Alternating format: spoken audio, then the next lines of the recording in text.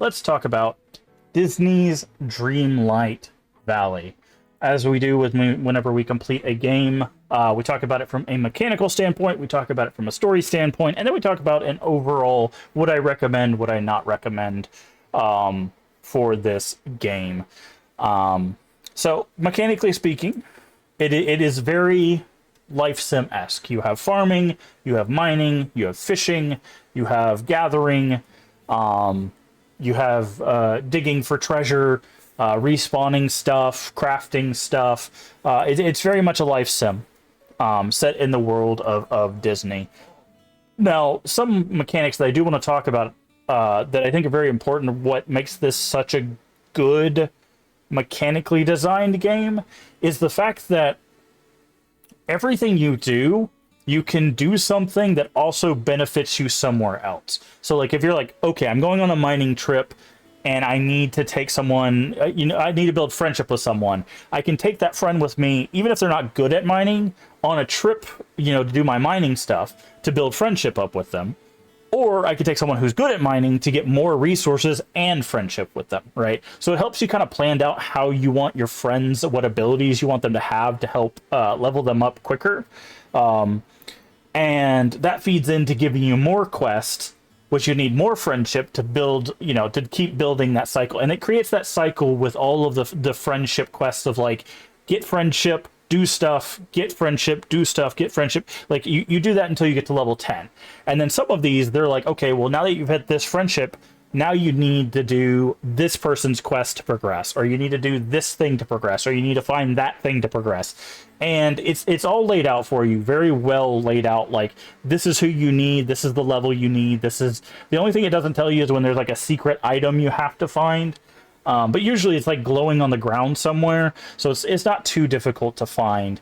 But while you're doing all of that stuff that you would normally do to be able to progress those quests, you're still getting Dreamlight, which is the other major system of the game that allows you to unlock more areas and more friends, like more dimensions, essentially, to get more friends, which then play into that bigger cycle of friendship stuff, right? So everything, like I've mentioned multiple times in this playthrough, I think this has one of the best reward structures I've seen in basically any game, because it feels like there is no wasted effort. Basically, everything you do feeds into the game somehow, right? And again, this is based on our playthrough. I haven't done 1,000 hours, so maybe this breaks down as a longer playthrough, but in the 50 hours roughly that we played this, everything seemed to feed back into the Dreamlight and the building and the crafting and the friendship and all of that stuff. It was very well done from a mechanical standpoint.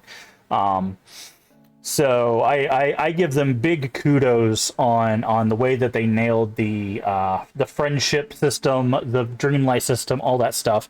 Also, it doesn't seem like there's a lot of cosmetics. So there's not a lot of reason to buy the premium currency other than to get very specific things. They do have seasonal battle passes kind of thing. Every 40-ish days, it seems like they come up with a new thing, and you could buy into those battle passes to get special things within those passes.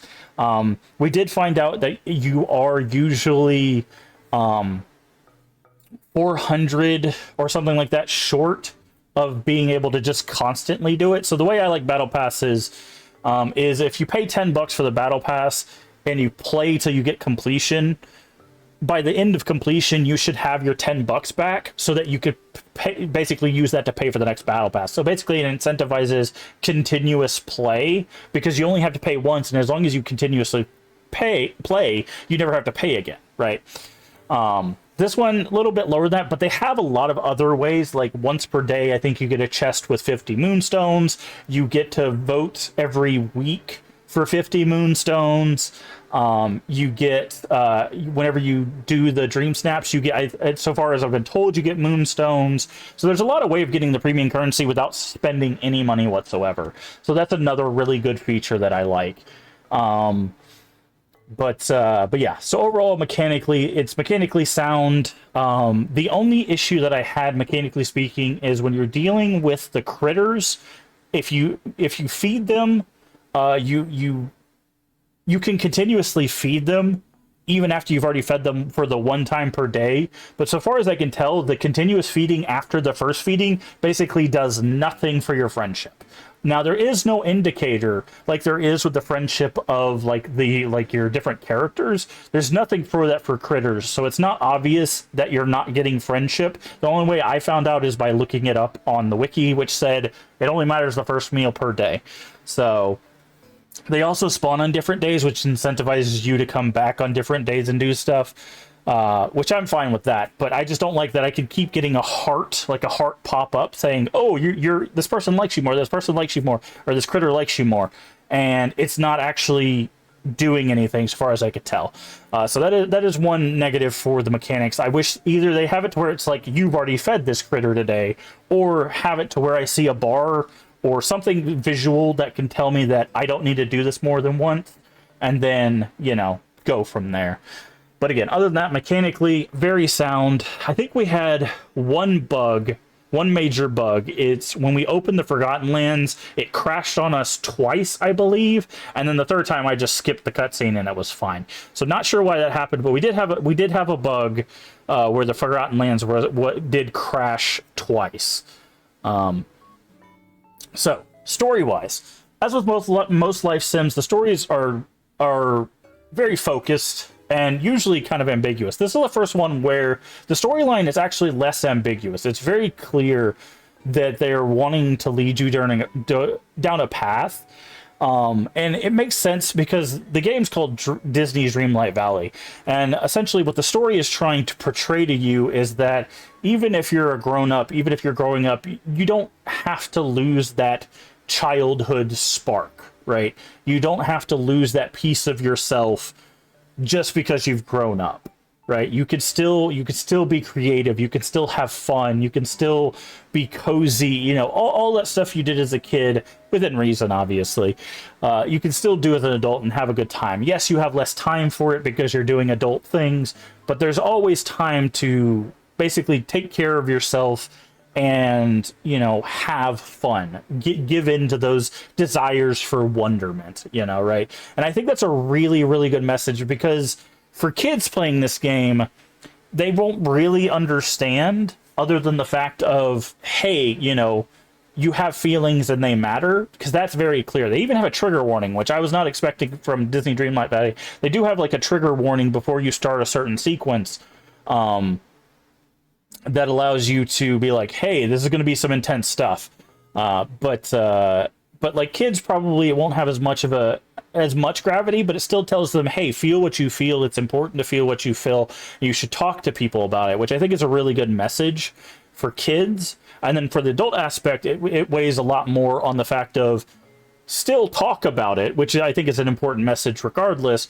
But also remember that just because you're an adult doesn't mean you have to be unhappy, right? And I think that's a really good message overall from the story. Very, very, very good story. Told exactly kind of what it wanted to do, and it didn't really mince words. It was just like, hey, this is what I want to sell. And it sounds kind of like it's supposed to be like a, you know, not serious kind of thing, but it is actually very serious. And again, not something I expected from Disney Dreamlight Valley. So now we get into the overall, do I recommend it? Do I not recommend it?